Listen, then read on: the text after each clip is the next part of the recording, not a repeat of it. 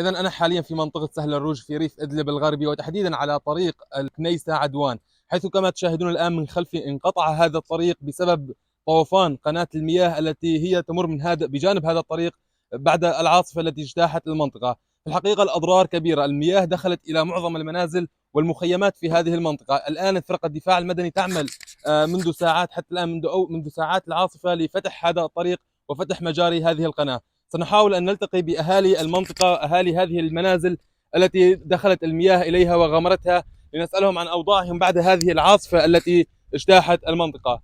السلام عليكم. وعليكم السلام. عليه خير. عم احكي لنا شو صار معكم والله هون؟ خير، طفنا وسوينا المية ودخلت البيوت، ونريد منكم انه تساعدونا يا اخي. شنو نسوي؟ وين نقبل؟ وين نروح؟ دني ليل ومطر، وين نقبل؟ وطفيلات، وين نروح احنا من يعني؟ امتى بلشت العاصفة يا عم؟ صاف من المغرب وجاي الى بعد العشاء. والله طفنا دحش، شوف الانهر والوديان، الكروز انقطعت، الدنيا انقطعنا، فاتت البيوت، وين نقبل يا اخي؟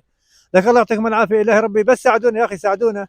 المي وصلت البيوت، وصلت المي. البيوت ودخلت بالبيوت جوا يا اخي. بس أنا إذنك بطريق بالسيارة عم. يعني الأضرار في الحقيقة هي كبيرة حتى هذه اللحظة. وصلت المياه إلى معظم المنازل في المنطقة. حتى الخيام في هذه المنطقة تضررت بشكل كبير منذ ساعات العاصفة الأولى حتى هذه اللحظة.